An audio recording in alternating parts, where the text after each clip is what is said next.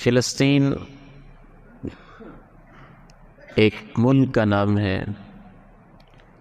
احادیث میں جس خطۂ ارضی کے اندر یہ واقع ہے اسے ارض شام کہا گیا ہے، شام کی سرزمین، کیونکہ رسول اللہ صلی اللہ علیہ وسلم کے دور مبارک میں ممالک کی یہ تقسیم نہیں تھی،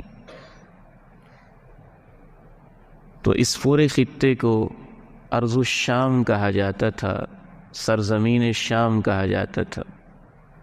موجودہ لبنان، موجودہ اردن، موجودہ فلسطین، یہ سارے ہی عہد نبی علیہ السلام کی جو شام کی سرزمین تھی اس کے اندر موجود تھے۔ یاد رکھیے، شام کے علاقے کو، فلسطین کے علاقے کو قرآن مجید میں ایک دفعہ نہیں، بار بار اور متعدد مقامات پہ برکت والی جگہ کہا گیا ہے، تو یہ ایک مبارک جگہ ہے، بہت ہی برکتوں والی جگہ ہے۔ سبحان الذی اسری بعبده لیلا من المسجد الحرام إلى المسجد الأقصى الذي باركنا حوله۔ پاک ہے وہ ہستی جس نے اپنے بندے کو سیر کروائی مسجد حرام سے مسجد اقصیٰ تک، اور ساتھ ہی کہا الذی بارکنا حولہ، وہ مسجد جس کے ارد گرد کے علاقے میں ہم نے برکتیں رکھی ہوئی ہیں۔ یہ اتنی بابرکت سرزمین ہے کہ قرآن مجید میں اکثر جب بھی اس علاقے کا تذکرہ کیا گیا تو ساتھ ہی برکت کا بھی تذکرہ کیا گیا۔ قرآن مجید سے یہ بھی معلوم ہوتا ہے، دوسری بات ذہن میں رکھیے، یہ بابرکت علاقہ بھی ہے اور بہت ہی مقدس علاقہ بھی ہے۔ یا قوم ادخلوا الارض المقدسة التي كتب اللہ لکم، اس سرزمین کو اللہ تعالی نے مقدس، پاکیزہ، طاہر، مطہر، بہت قابل احترام علاقہ قرار دیا ہے۔ تیسری بات یہ بھی ذہن میں رکھیے کہ یہ وہ علاقہ ہے کہ انسانی تاریخ کے سب سے زیادہ تعداد کے اندر انبیاء اسی شام کے علاقے میں ہی تشریف لاتے رہے ہیں۔ جناب ابراہیم علیہ السلام عراق میں ان کی پیدائش ہوئی تھی، بت پرستی کا علاقہ تھا، باپ نے گھر سے نکلنے کا کہہ دیا تھا، تو جناب ابراہیم علیہ السلام جب عراق کے علاقے سے نکلے تھے تو سرزمین شام میں ہی آئے تھے، اسی فلسطین اور شام کے علاقہ میں بیت المقدس کے علاقے میں ہی تشریف لائے تھے۔ بیچ میں کچھ دیر کے لیے مکہ مکرمہ تشریف لائے اور پھر واپس شام میں ہی آ گئے، اور آج بھی حضرت ابراہیم علیہ السلام کی قبر مبارک اور آپ کا مدفن اسی علاقے کے شہر الخلیل میں ہے، جو کہ حضرت ابراہیم علیہ السلام کے نام سے ہی منسوب ہے۔ تو شام کا علاقہ انبیاء کا علاقہ ہے، نبیوں کا علاقہ ہے۔ حضرت ابراہیم علیہ السلام اسی علاقے کے اندر اور اسی سرزمین کے اندر ہی دین کی دعوت کا کام کرتے رہے۔ کچھ وقت کے لیے مکہ مکرمہ ہجرت کی اللہ کے حکم سے، اور واپس اسی علاقے میں ہی تشریف لے آئے۔ حضرت ابراہیم علیہ السلام ہی کے عہد مبارک میں جناب لوط علیہ الصلاۃ والسلام جس قوم کی طرف مبعوث ہوئے اس قوم کا تعلق بھی شام ہی کے ایک علاقے کے ساتھ تھا. انہوں نے بھی اپنی زندگی کا بیشتر حصہ اسی علاقے اور اسی خطے کے اندر گزارا ہے. چوتھی بات اس حوالے سے یہ بھی ذہن میں رکھیے کہ اللہ رب العزت نے اس علاقے کو ایسا پسند کیا اور اس کا ایسا انتخاب کیا کہ ویسے تو ہر علاقے کے اندر ہی اللہ نے کہا ہم نے نبیوں کو بھیجا. وَلَقَدْ بَعَثْنَا فِي كُلِّ قَرْيَةٍ، ہر آبادی کے اندر ہی اللہ رب العزت نے انبیاء کے بھیجنے کا انتظام کیا. لیکن قرآن مجید میں جن انبیاء کا تذکرہ ہے ان میں سے اکثر کا تعلق سرزمین شام کے ساتھ بہت ہی گہرا ہے.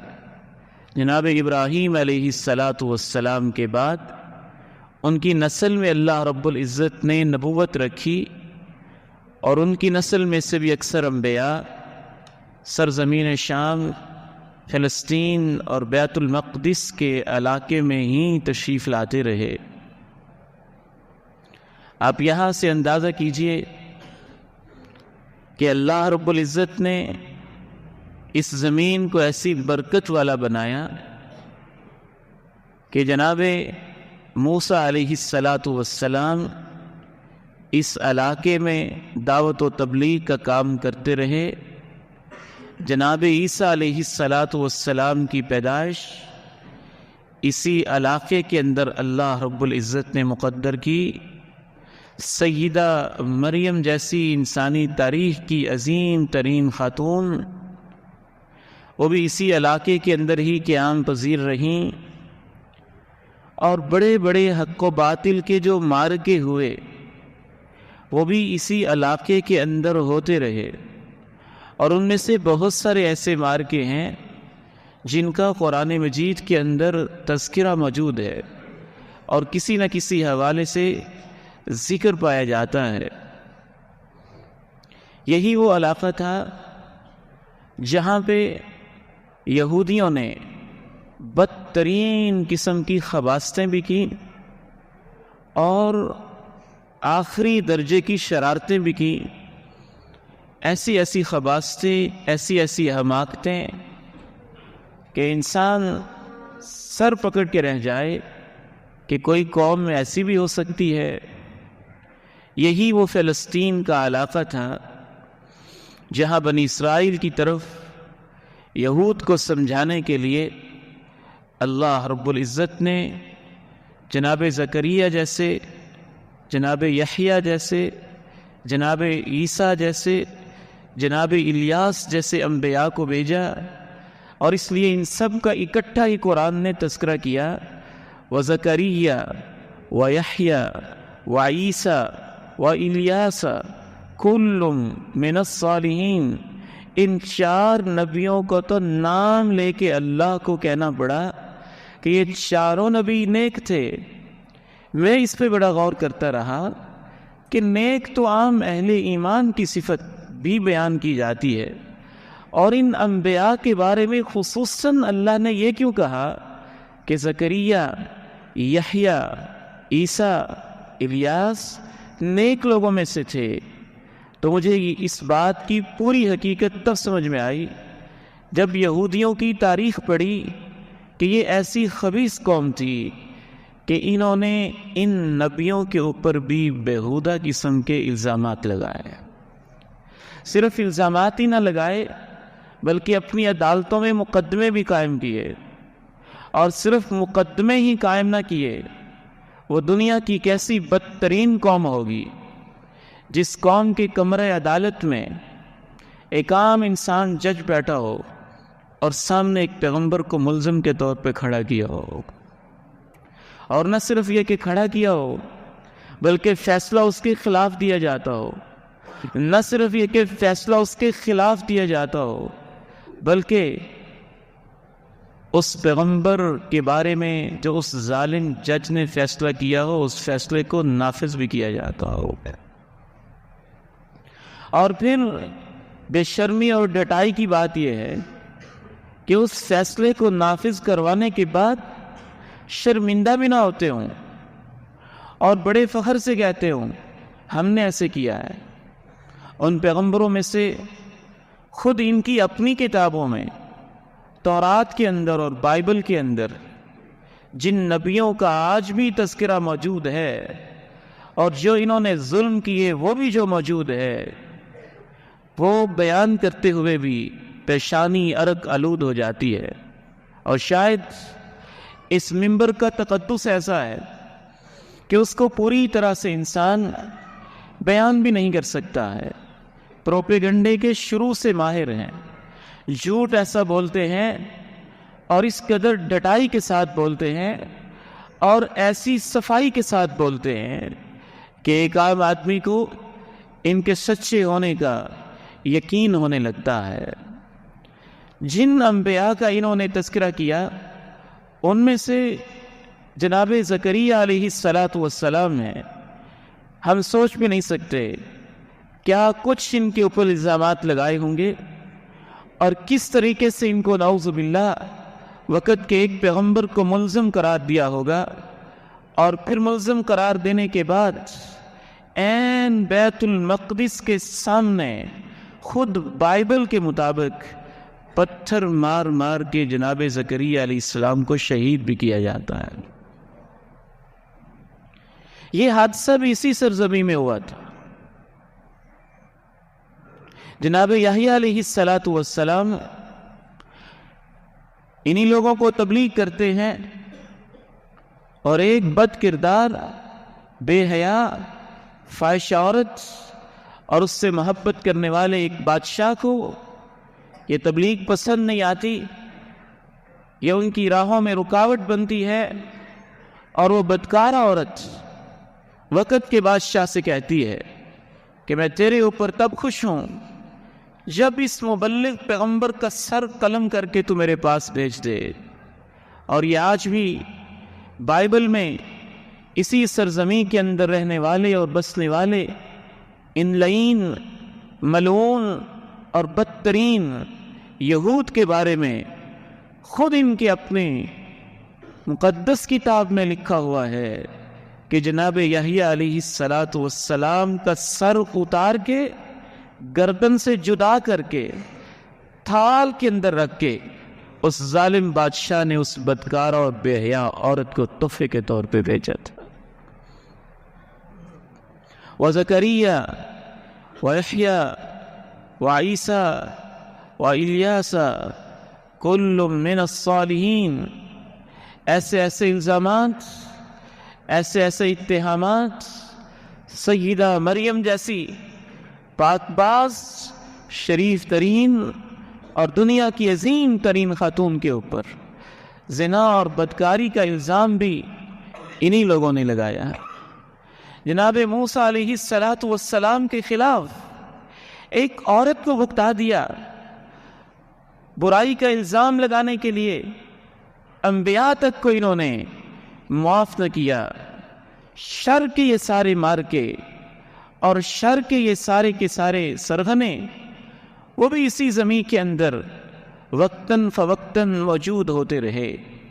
جب اس سرزمین کی آپ پوری تاریخ کو پڑھتے ہیں اور پھر سورہ التین کو پڑھتے ہیں تو پھر اس سورت کی صحیح تفسیر سمجھ میں آتی ہے کہ قرآن مجید کتنی گہرائی کے ساتھ انسانوں کو کیا کیا باتیں سمجھاتا ہے۔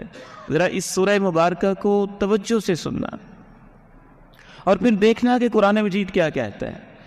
وَالتِّينِ وَالزَّيْتُونِ وَطُورِ سِينِينَ وَهَذَا الْبَلَدِ الْأَمِينِ لَقَدْ خَلَقْنَا الْإِنسَانَ فِي أَحْسَنِ تَقْوِيمٍ ثم رددناه أسفل سافلين إلا الذين آمنوا وعملوا الصالحات فلهم أجر غير ممنون فما يكذبك بعد بالدين أليس الله بأحكم الحاكمين. مجھے قسم ہے انجیر کی، مجھے قسم ہے زیتون کی، مجھے قسم ہے طور سینا کی، مجھے قسم ہے اس امن والے شہر کی. بہت سارے مفسرین کی یہ رائے ہے کہ انجیر اور زیتون سے مراد وہ علاقہ ہے جہاں انجیر اور زیتون کے پھل پائے جاتے ہیں، اور انجیر اور زیتون کا علاقہ یہی زیتون کی سرزمین شام کی سرزمین ہے. مجھے قسم ہے، اور اس رائے کی تقویت کی دلیل یہ بھی ہے کہ تین اور زیتون کی قسم اٹھانے کے بعد اللہ نے دو اور جگہوں کی قسم اٹھائی ہے. مجھے قسم ہے طور سینا کی، طور پہاڑ کی، مجھے قسم ہے اس امن والے شہر کی یعنی مکہ مکرمہ کی. تو اللہ نے اس سورہ مبارکہ میں زیتون کا علاقہ یعنی اسی شام کے علاقے کی قسم اٹھائی جہاں عظیم ترین انبیاء آتے رہے. طور سینا کی قسم اٹھائی جہاں حضرت موسیٰ نے اللہ سے ہم کلامیاں کی، اور امن والے شہر کی قسم اٹھائی جہاں آخری پیغمبر ہمارے پیارے نبی علیہ السلام تشریف لائے. اور ان مقامات کی قسم اٹھا کے اللہ نے کیا کہا؟ لَقَدْ خَلَقْنَا الْإِنسَانَ فِي أَحْسَنِ تَقْوِيمٍ ثُمَّ رَدَدْنَاهُ أَسْفَلَ سَافِلِينَ. سب سے بہترین پیدائش ہم نے انسان کی رکھی ہے، اور سب سے ذلیل بھی اس کو بنایا ہے. نیچے جانے والوں میں سے سب سے نیچے بھی یہ ہے، اور اوپر اٹھنے والوں میں سب سے اچھا بھی یہ ہے. اللہ نے اس علاقے کی قسم اٹھا کے اور طور پہاڑ کی قسم اٹھا کے اور مکہ مکرمہ کی قسم اٹھا کے دو باتیں بیان کی کہ سب سے اچھا بھی انسان ہے اور سب سے ذلیل بھی انسان ہے.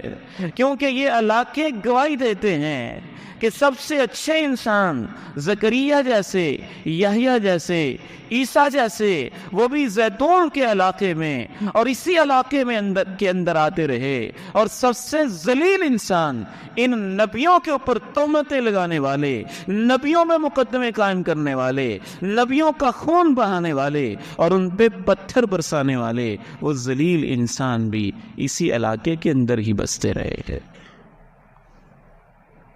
تو انسان اچھا ہونا چاہے تو اس سے اچھا کوئی نہیں، اور گرنا چاہے تو پھر یہ شیر کو، چیتے کو، درندوں کو، سانپ کی زہر کو اور بچھو کو پیچھے چھوڑ دیتا ہے. پھر اس جیسا زہر کسی جانور میں نہیں ہوتا، پھر اس جیسی درندگی کسی درندے کے اندر بھی نہیں ہوتی. والتین والزیتون وطور سینین وهذا البلد الامین لقد خلقنا الانسان في احسن تقویم ثم رددناه اسفل سافلین. جناب داؤد علیہ السلام اسی علاقے کے اوپر حکمرانی کرتے رہے، اور ان کے بیٹے جناب سلیمان علیہ السلام اسی سرزمین شام کے اندر اللہ نے ان کو ایسی حکومت بھی دی. وَلِسُلَيْمَانَ الرِّيحَ غُدُوُّهَا شَهْرٌ وَرَوَاحُهَا شَهْرٌ. ہواؤں کو ان کے تابع کیا، جنات کو ان کے مسخر کیا، ہوا کے دوش کے اوپر اپنا تخت رکھتے، اور ایک مہینے کی مسافت ایک صبح میں، ایک مہینے کی مسافت ایک پہر کے اندر ہوا کے اوپر طے کر لیتے. ان پیغمبروں کا تعلق بھی اسی علاقے کے ساتھ تھا.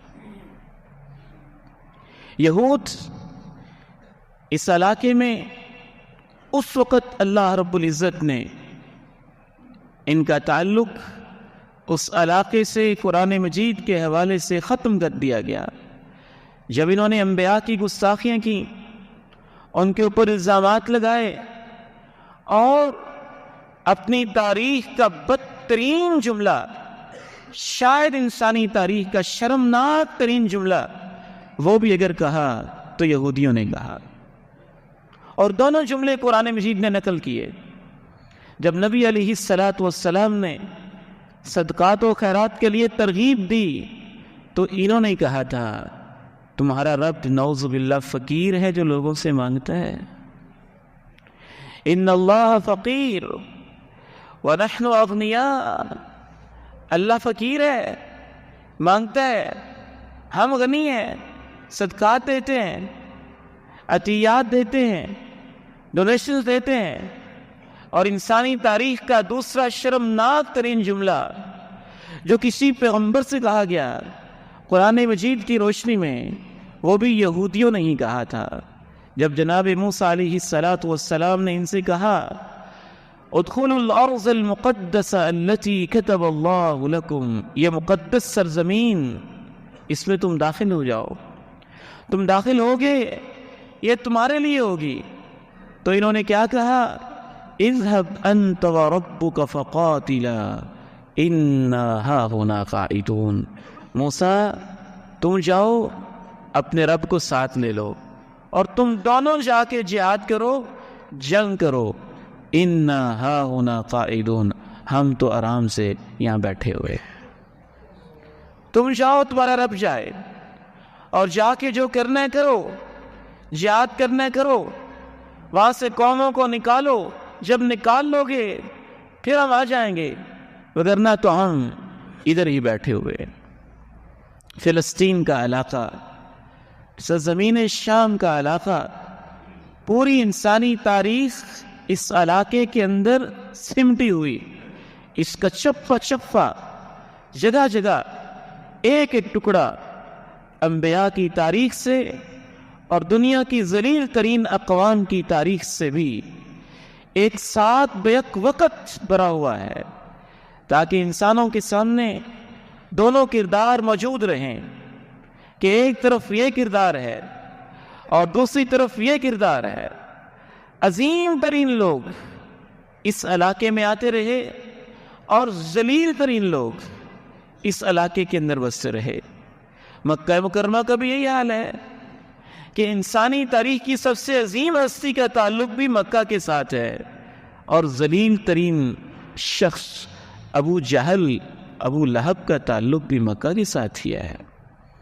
اس لیے جناب ابو درداء رضی اللہ تعالی عنہ کہا کرتے تھے ان الارض لا تقدس احدا انما يقدس الانسان عمله. کوئی علاقہ، کوئی خطہ، زمین کا کوئی چپا اور ٹکڑا کسی کو نیک نہیں بناتا ہے، انسان کو نیک اس کا عمل بناتا ہے اور اس کا کردار بناتا ہے. رسول اللہ صلی اللہ علیہ وسلم کے عہد مبارک میں یہ علاقہ عیسائیوں کے پاس تھا، رومن امپائر کے انڈر تھا، بیزنٹائن سلطنت کے عملداری میں تھا. لیکن آپ علیہ السلام نے مسلمانوں کو یہ بشارت دے دی تھی کہ ایک وقت آئے گا کہ بیت المقدس اور یہ علاقہ فتح ہوگا اور وہاں میرے نام لیوا پہنچیں گے. بلکہ یہ بشارت خود یہودیوں کی کتابوں کے اندر بھی موجود تھی کہ ایک آخری دور کے اندر ایک ایسا شخص جس نے ایسا ٹوٹا پھوٹا پیوند لگا لباس پہنا ہوگا، ایسا اس کو جوتا ہوگا، ایسا وہ درویش ہوگا، جب وہ اس علاقے میں آئے گا تو یہ علاقہ اس کا ہو جائے گا، اور اس کے بعد تم اس کی چابیاں اس کو تھما دینا. یہ ان کی مقدس کتابوں میں لکھا بھی ہوا تھا. اور رسول اللہ صلی اللہ علیہ وسلم نے اللہ تعالیٰ سے دعا بھی کی تھی اللہم بارک لنا فی شامنا، اے اللہ شام و فلسطین کے علاقے میں ہمارے لیے برکت فرما دے.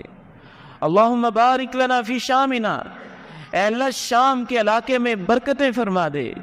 صحیح بخاری کی حدیث کے مطابق آپ نے اللہ رب العزت سے یہ دعا کی اور آپ نے اپنی امت کو یہ بتایا بھی لا تزال طائفة من امتی ظاہرین علی الحق حتى يأتيهم امر اللہ لا يضرهم من خالفهم او خذلهم.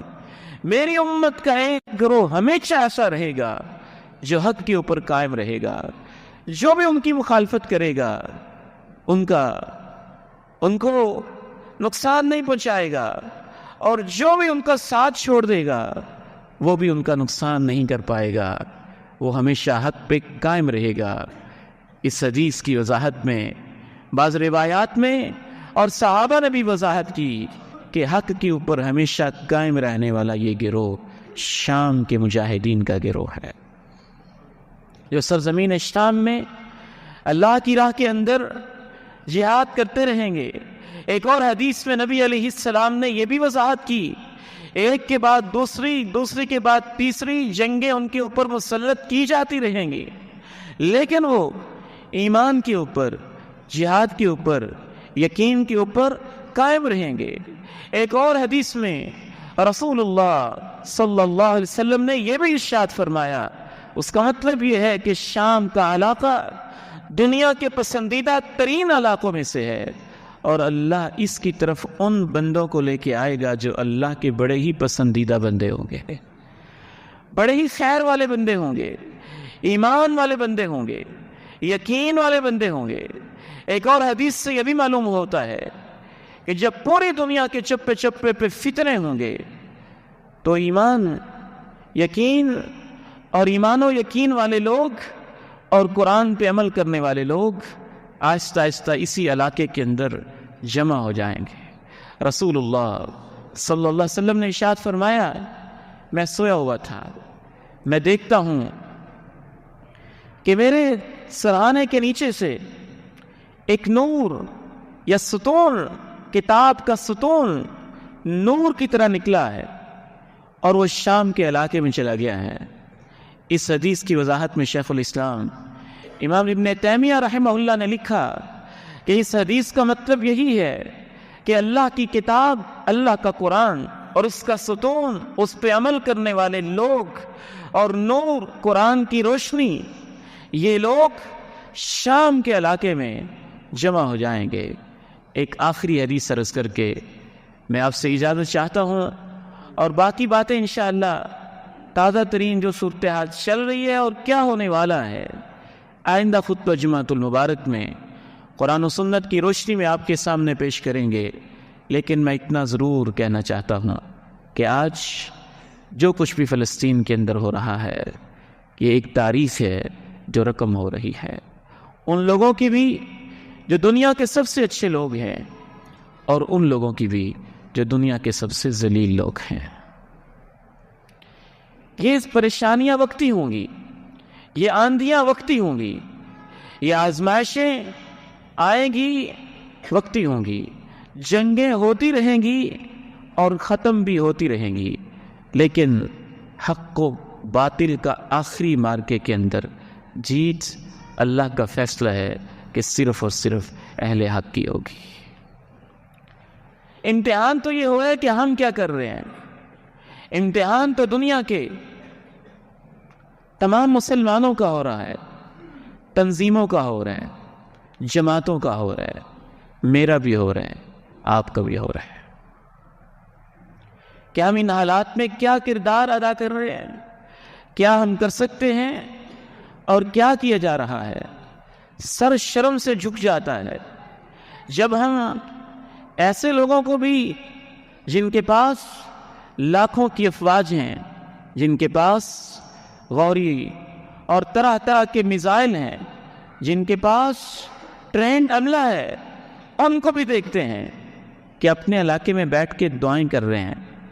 ان لوگوں کو جن کے پاس میزائل ہے، جن کے پاس اسلحہ ہے، جن کے پاس ٹرینڈ افواج ہے، چاہے وہ سعودی عرب سے تعلق رکھتے ہوں، چاہے وہ ایران سے تعلق رکھنے کا دعویٰ کرتے ہوں، چاہے وہ مصر سے تعلق رکھتے ہوں، چاہے وہ اردن سے تعلق رکھتے ہوں، چاہے وہ لبنان سے تعلق رکھتے ہوں، اور چاہے وہ پاکستان سے تعلق رکھتے ہوں، یہ امت تو ایک امت ہے۔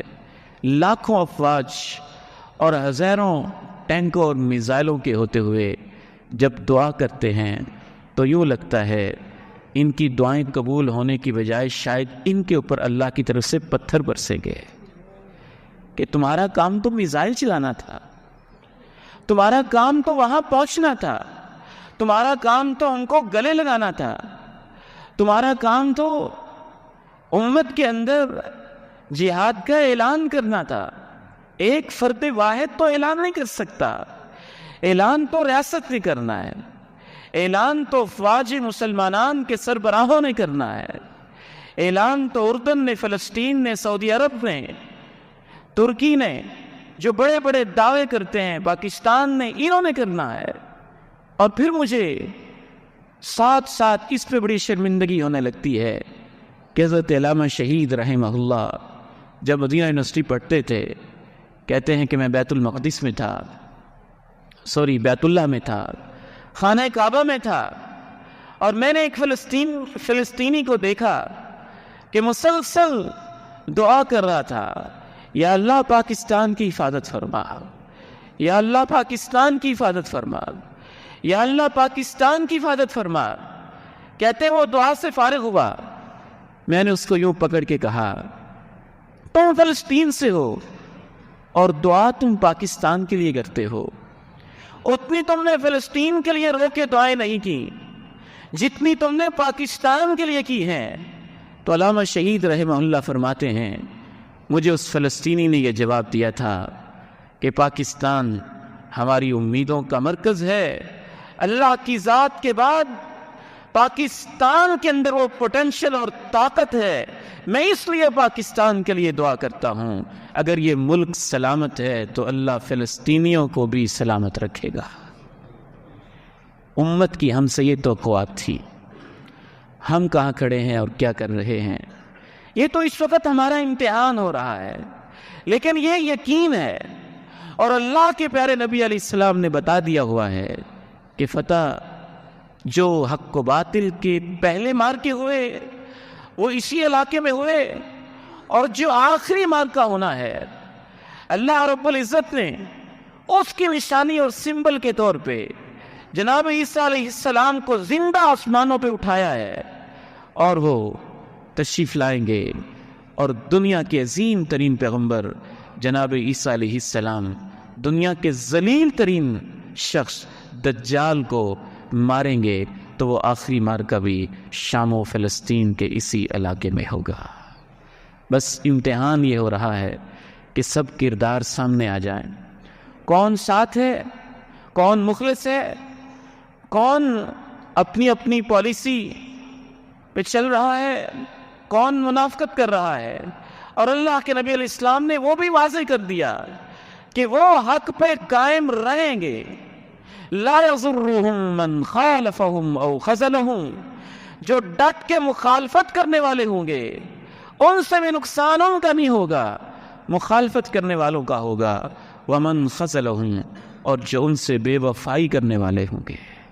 پتہ چلتا ہے کہ کچھ مخالفت کرنے والے بھی ہوں گے اور کچھ اندر رہ کے دھوکہ دینے والے، بے وفائی کرنے والے اور منافقت کرنے والے بھی ہوں گے، اور آپ نے یہ واضح کر دیا وہ بھی اپنا ہی نقصان کریں گے۔